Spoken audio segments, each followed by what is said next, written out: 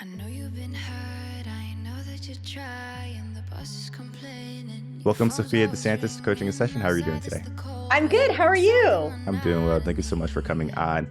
Today, I have you Baby, we on as a health need and an wellness coach, exit and from that this. phrase or Maybe we that need name is some so generic. It's similar to a life coach. We do so much trees. more than that. And I know I you know help we'll people feel in so many the ways electric more than fever, just their 'cause you and health me and their all night. wellness. Yeah, That can we encompass were so much. And in your world, I know you do if so you much. You help close your people with so eyes, much. And close you your probably help people with eyes, things that people feel the don't even realize that they need help with. And that sunlight is where a coach comes in. beneath the That's roof where having a lights. guide is so important for people because we don't see our blind spots. We don't see the areas where we can make improvement. And that's the wonder of coaching. And that's why we're here. And we're going to be talking about the work that you do today. In your own words, can you please tell the world who you are, what you do, and how you help them? I am Sophia DeSantis. I actually wear many hats. I'm a health and wellness coach, but I'm also a food photography, a recipe developer. I work with brands to bring their, brands that I love to bring them to my audience. But basically, I think I help people like move towards wellness because I don't believe wellness is like an end spot, right? It's not something like, oh, we've achieved, we're done. It's a continuum, and some days you wake up and you've moved forward, you feel great. Some days you wake up and something happens and you move backwards. It's kind of like a up and down this continuum. And I kind of give people tools to help themselves. I don't believe that someone can necessarily help you and move you towards wellness. I think you have to do it within yourself. I just really give people the tools and the scaffolding, them help themselves. And you're right. People are not going to just take action because they are like, oh, it'd be a good idea to work on my health and wellness. Typically, people don't take action until something bad happens in their life, right? They had that negativity. They get hurt. They get a, doctor's note that it's not really the best information that we want to hear. And then we begin to say, you know what, maybe I should look at myself and I should start to be more serious about foods I eat, the lifestyle that I'm living.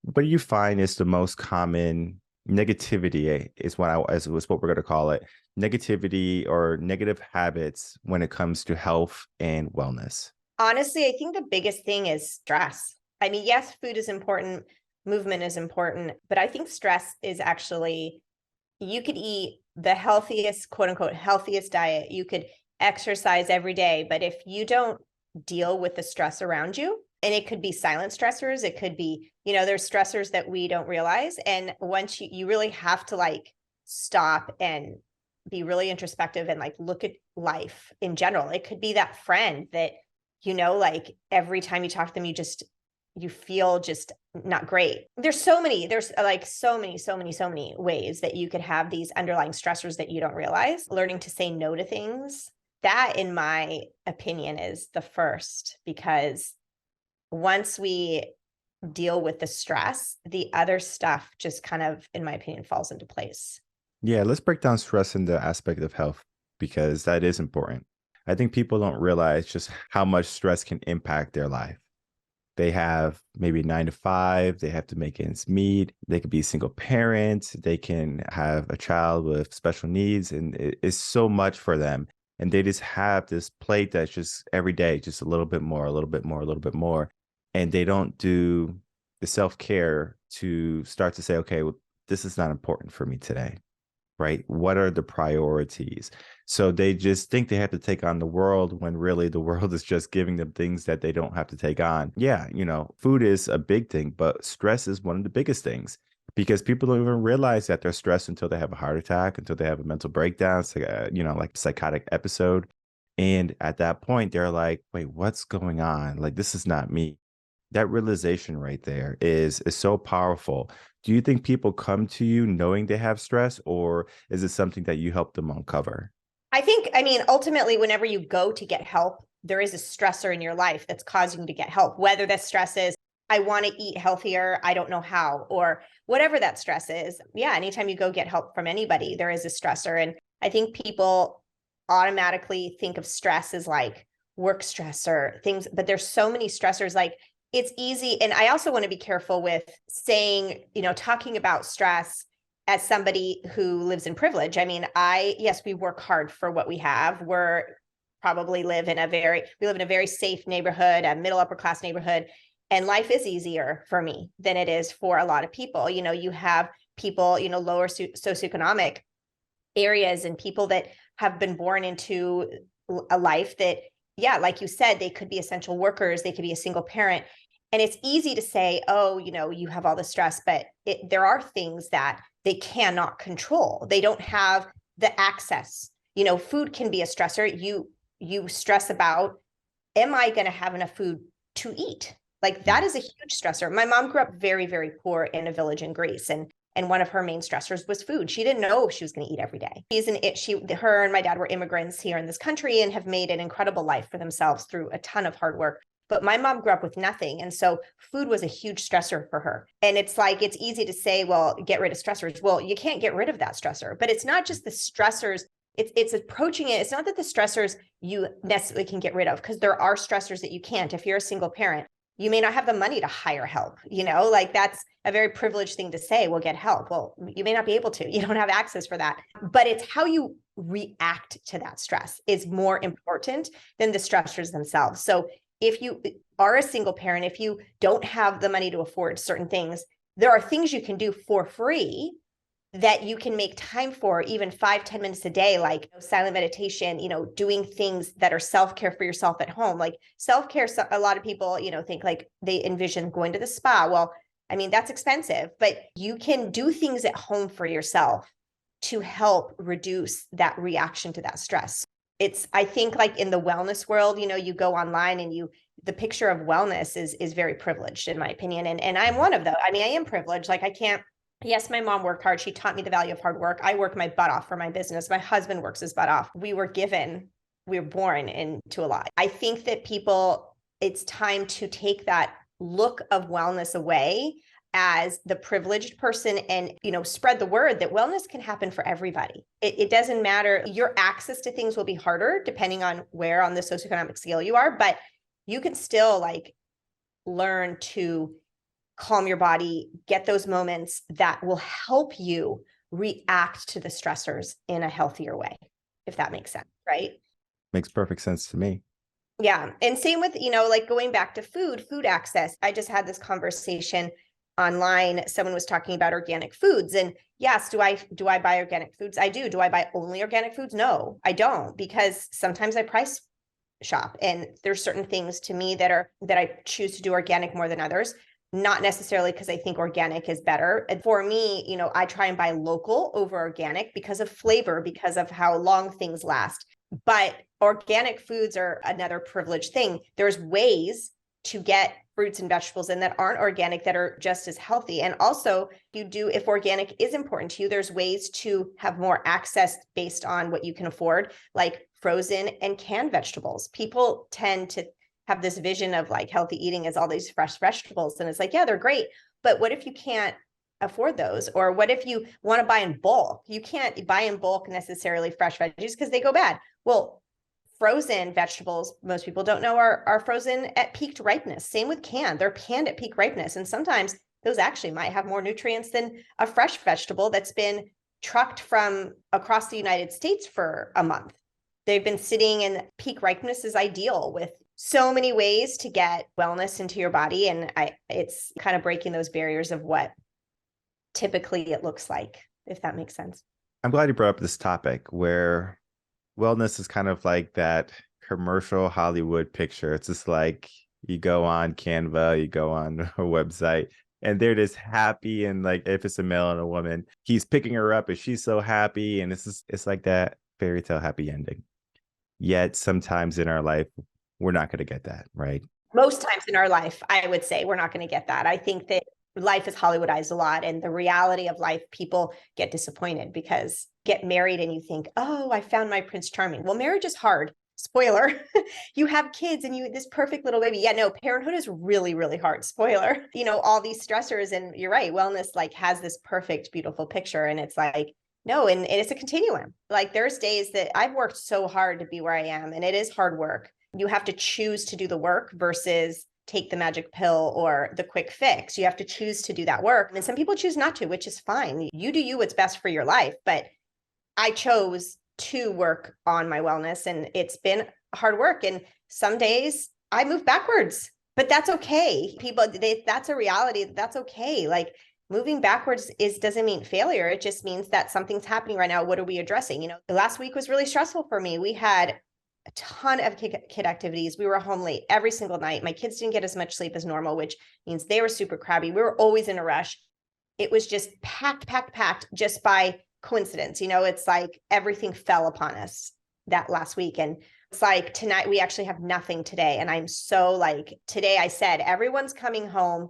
We are getting our house back out of disarray. Like we have laundry piled up, and we're just going to chill tonight. Don't ask to have friends over, nothing. Like we are kind of a reset for us. And I definitely have felt the stress on my body. And one thing for sure, I work with a functional medicine doctor just for some health reasons that I had a couple of years ago, and just found that they have helped me so much. And one thing that is very apparent to me, especially now, is stress. And when you're in, going backwards in wellness, it can come out physically on your body. So when you have a headache, when you have a stomach ache, when you have pain somewhere, that doesn't necessarily mean that you're sick physically, chemically sick. It doesn't necessarily mean you hurt yourself, but it could be the stress coming out in physical ailments. I think that's like a big thing that people go to the doctor and they're like, not all doctors. I have a wonderful doctor.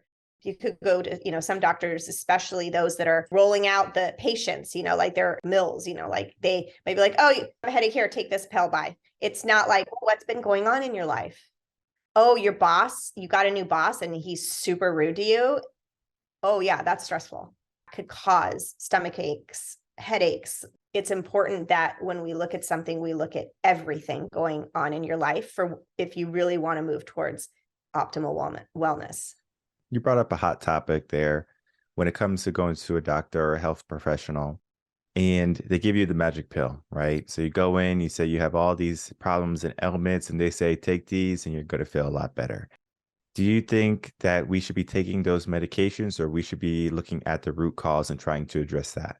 I'm not a medical professional, but I will tell you in my own life, my own experience, I do believe in a balance of Western and Eastern medicine, naturopathic medicine, Western medicine, whatever you want to call it. I believe in a balance. I think there's medical advances have been incredible for us. I'm not anti-medication. I'm not anti-medical treatments. I'm not anti any of that.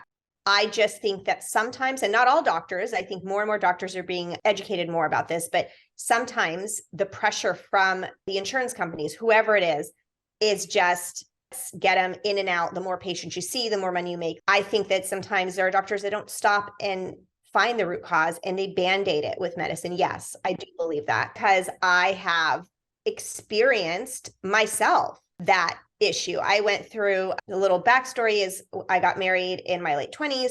We tried starting to have a family. I had a miscarriage, and that was the beginning of a 3-year journey fertility problems. So we struggled for 3 years. We went through IUI, we went through IVF. I did acupuncture, I had a surgery, like all these things to try and have a baby. And eventually we did I brought in a naturopathic doctor to help, because when you are trying to have a baby and you're going through fertility, those of you that might be listening that have, you'll try anything. And at that point I was like, I'll try anything. And so that was how bringing that into the puzzle of all the team that we worked with, that was the big change that allowed me to get pregnant. And then I, had 2 more, not because I was trying, it just happened, which was crazy. My fertility doctor told me the biggest cure for infertility is actually a full-term pregnancy because it resets your hormones. But after my 3rd baby, when I was 39, my body actually shut down again. And I went into early onset menopause. I'm 45 now. Women menopause, like you can be in perimenopause for many years, but most women don't start experiencing menopause until their 50s or so. And I had early onset. Part of that process for me, it was very fast and furious, was I had major anxiety. I have anxiety in general. I've always had like anxiety, more than normal, but it was major anxiety, like constant anxiety attacks every single day. And I got to the point where I was losing weight. It was awful. So I went to my doctor and she was like, you're a mess. Cause she saw me, she know me. She was like, you're a mess. Like, we need to put you on some meds. So she put me on anti-anxiety meds, which like helped big time. But after a month, the side effects, I was fine for about the first month. After a month, I started getting side effects, and they were very gastrointestinal side effects. And I was like, I can't do this anymore. Benefit was the benefit was now not enough to outweigh the side effects. And so I needed to go off them. So she's like, okay, let's get you off and maybe let's give you a break and try again. But every time I tried, the same thing happened. And I started seeing a naturopathic doctor, functional medicine doctor. She's an MD, medical professional, but when she went to medical school, she went to naturopathic medicine versus, traditional. And I started working with her, and it wasn't a quick fix. I would say I still work with her. I still struggle sometimes, but I would say within a year of her helping me naturopathically, taking on meditation that I have a very ADHD type mind. I'm always going. Never in my life yoga was not part of my practice. Meditation was not part of my practice. I was like, yeah, that's not for me. After a year of doing both of those things, working on myself, saying no to things, reducing stressors that didn't serve me, I changed my life. That is one example of how the medicine didn't help me. I needed something more. It did help me for short periods of time, but then there's always side effects to everything. But this is just the path that has worked for me. I don't want to take medicine because it doesn't work. I don't like the side effects. My body doesn't do well. I don't think medicine is bad. I think medicine can help people for sure. I just think that we also need to find the root cause. And the root cause for me were my adrenals are my issue. And so that's what I work on constantly. Adrenals are your emotional centers. Not shocked on that, but finding the root cause is always important, because even if the root cause is something that needs medicine, great, wonderful. But when we don't find the root cause of something, it's never going to get better ever, because you're not dealing. It's like having a toilet that's constantly clogging and you're just Dranoing it, but you find out that, there's a weird pipe or whatever that you need to fix. It's never going to get better until you fix that. It's so much when it involves our body, because we have to figure out what is really the problem. And maybe we don't want to figure out the problem, because then we're going to get that negativity saying, hey, this is the issue. Oh my God. Some people are afraid to go to doctors because it's like they're afraid they're going to get bad news. And that news can actually save you. Early on, there could be things going on in your body that can be prevented from developing to something even worse. Yet we just have that fear within us saying, you know what, I'm just too afraid to take action. So they don't take action, and they wait and they wait and they wait until they're in the hospital and they don't have a choice anymore. We have those early signs, right? Those early signs of problems coming to us. How can you help people be aware to that, or are people aware of that? Well, definitely easy to ignore signs because you're pushing through your everyday, but it's important. Yeah, you're right. But it's hard. Is this early sign just something that'll pass, or is it really a sign of something? That's a really hard thing, because I've been there too. I'm feeling kind of low energy. Is something coming on?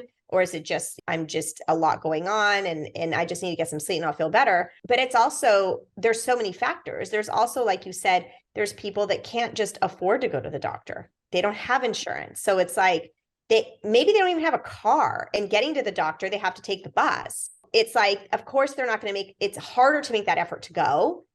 And statistically speaking, you have people in lower socioeconomic areas that are sicker because they don't have the access that we do. Again, there's so many layers to this. And also, like you said, they're afraid. Well, some people are afraid because they've been treated really poorly by medical professionals. Maybe they're larger in size and medical professionals assume that they're overweight because they eat bad or they're not healthy. But that's not true.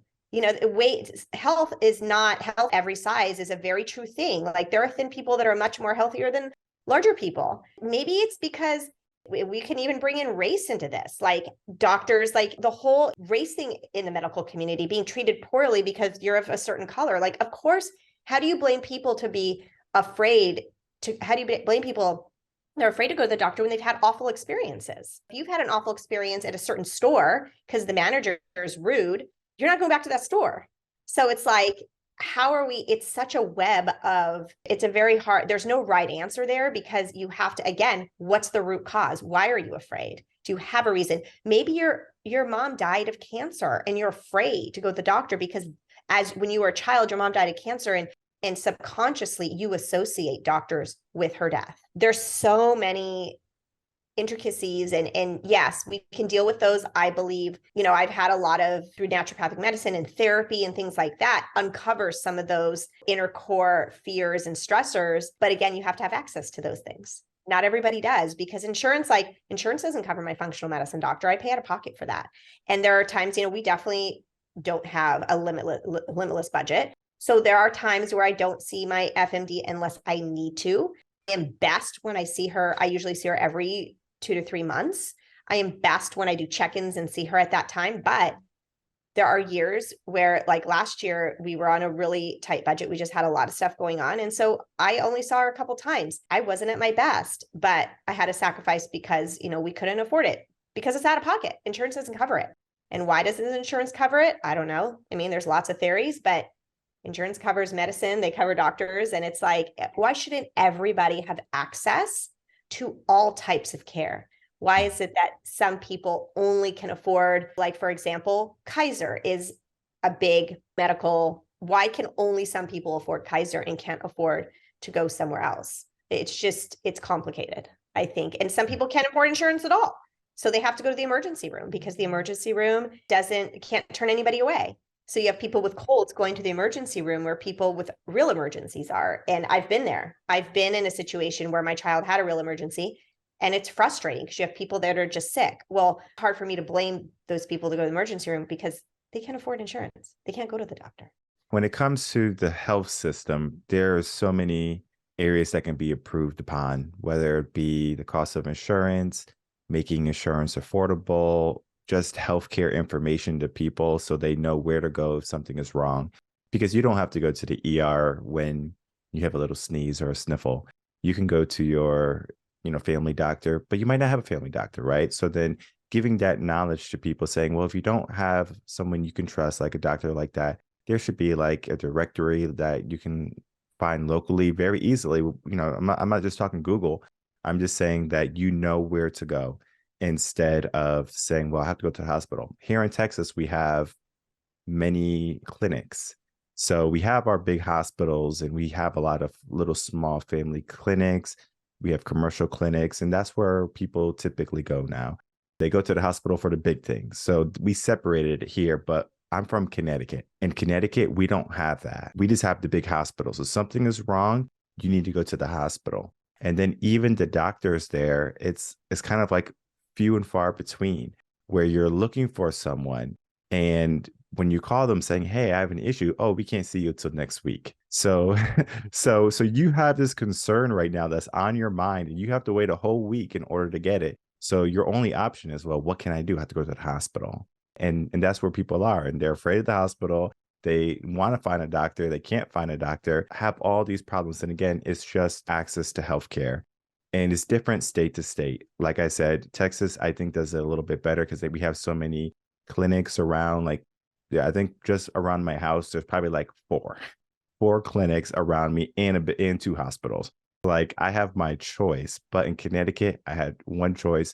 My doctor was always busy. I would have to wait at least a minimum of 3 to 4 days. That is the life that some people live in. That's a circumstance that people fall into sometimes. It's just because, location. We have urgent care clinics here too. But my question is, to your clinic, but back to what if someone doesn't have insurance and can't afford, are they able to go into the clinics? Will they be seen? Because I know that I think the only place that we'll see somebody without access to healthcare is ER. Yes, they will be seen. They will get a large bill. Like that was a big thing with Obama when he was sitting president, because people will go to the hospital, rack up a huge hospital bill because, again, they have to take care of you, them not be able to pay it. So it just kind of sits there as debt. Well, and that's the thing. I mean, and that's ultimate, bringing it back to wellness. Like this is wellness, taking care of yourself. But, what if you don't have access to the things that you need to take care of yourself? It's just helping people provide access,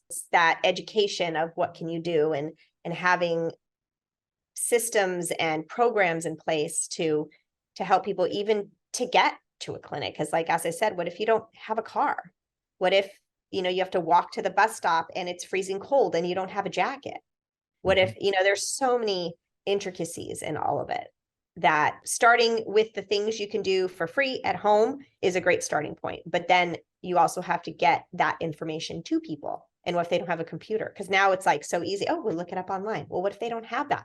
And it's hard to think, how can someone not have that? Well, they can't afford it. Yeah. And I mean, that's the perfect segue to now really get into the work that you do. What are maybe 5 things that someone can do to start a better life with health and wellness at home and not just saying, okay, well, I need to figure this out. My circumstance doesn't allow for me to see a doctor all the time, but at least I can begin the process. I would say having a good routine, that's like a big thing. Having a routine, either like first thing in the morning, last thing at night, because, middle of the day things, you go to work, you do whatever it is, can go haywire. But having a good morning routine and evening routine is really important, because I feel like a good morning routine sets you up for the day. Whether that's, I like to get up and work out in the morning, that helps get my blood flowing. It helps me be energized for the day. When I don't work out, even if it's like a simple yoga or stretch or something, when I don't do anything, I'm definitely more sluggish throughout the day. Getting outside, I am lucky to live, in a place where the weather, well, typically we've had rough weather lately, but typically the weather is nice. So it's easier to get outside. But even if it's like in a covered patio, like getting outside and that fresh air really helps. Whether it's you drink your coffee outside, even for 10 minutes, just having some sort of routine when you wake up. And if you have kids, getting up before your kids, that you have that quiet time to yourself, because waking up and having to get right into it is hard. And then in the evening, having a routine, a calming down routine, because sleep is so important, right? Like getting good amount of sleep, it's really important. So if you're on your phone, on your computer, watching TV, like all the way up until the time you go to bed, your body's not getting time to wind down. And I'm not perfect at this. Some days, I love to read before bed. Like that's typically my routine.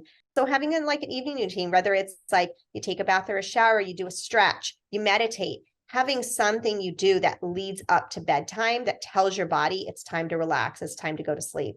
And you get in bed and read for a little bit. Establishing those routines, I think, is one of the most important things you can do. And it's free because you can do it at home. It's important that we give ourselves a starting point, I think, when it comes to our health and our fitness and our wellness, because it could be a daunting task to take on everything at once. But if we just learn how to take things on, and have those small victories, it doesn't have to be big, right? Again, creating that routine is so important, because then you create the habits and then, of course, everything follows. Now, of course, there could be things that are underlying beyond your routines and your habits, and you're going to know that as you begin that process, like, okay, I'm doing the right things, but something is not right. And then that right there is going to be the trigger for you to see someone, whether it be a doctor or, just speaking with a health and wellness coach like yourself, Sophia, that are going to give people a little bit of awareness to their situation. Because yes, like you and I are not medical doctors, but we can offer some insight for people saying, you know what, I think that's a bigger issue and I'm not able to help you, but I know a doctor can help you. And that is where we shine. Like we can look at someone's life and we can see what areas can be improved on, maybe areas that may need a little bit of adjustment. And it's all to help the client be in a better place. And the work that you do helps people be in a better place. And it's so important, the work that you do, because we live in a society where health and wellness are on the back burner most of the time, right? The kids need to go to soccer. All right, I'm tired, but I have to take the kids to soccer. I have to, go see my parents because they're older, right? I have a lot of laundry in the house. So things pile up. And then we finally say, okay, we're going to get a day and we're going to take this day and we're going to make this day the most productive day possible to get our lives back on track. And that is what you do. You help people understand where they are in life and then helping them get back on track with less stress, with better routines and habits and more structure, right? The scaffolding you talked about is so important. As we begin to wrap up, can you please share with us any last words, and then please tell the audience where they can find you? I just would say that my last words would be, just because something works for somebody else doesn't mean it's going to work for you. Like we're surrounded in a society of the online media, social media, and we see things and we're like, I want to be like her. I want to be like him. I want, it's more, statistics show it's more women than men that see these things and want them. Men do too, but in general, with how you look, how I want that picture perfect life. Well, that's just one picture in a series of pictures, and you don't see the ugly parts of it. So just start small, look at your life, don't compare. And like you said, tiny steps. It's better to master a tiny step, because if you try and bite off the whole thing, you're going to fail because it's too hard. Even for professionals, people have been doing it forever. And just take it slow, celebrate the small victories for sure. And mostly I have a website, veggiesdon'tbite.com. I have an email list that people can sign up for. Sophia at veggiesdon'tbite.com is my email. You can email me and I can send you a link to get on the list, but there's lots of opt-ins, free things on my website that will help sign you up too. And then social media wise, I'm mostly on Instagram. I mean, I'm everywhere. I'm on Pinterest, Facebook, all the things, but I'm most active on Instagram. That seems to be my favorite place. And if you send me a message there, I'm always going to answer it. And that's where I kind of post the most. That's my jam. Perfect. I'm going to put all those links in the description box below so people can easily find you, check out your website, join your newsletter. It's always valuable to do that because any new content you have coming out or systems you have in place are going to be there helping people. So important for that. And then Instagram is so valuable too, because yes, Instagram is very popular with people interacting with people in intuitive ways and in very beneficial ways too, because you can send someone a message if they have a question about a post you do. And I'm sure the posts that you're posting are going to be all about wellness and helping people get into a better state of mind and a better life. And that's so important for people right now. So I encourage people to reach out to you, Sophia, and then beginning the steps in the process to get their life back on track. I want to thank you so much for coming on Coaching in Session. Great conversation today. Thanks for having me.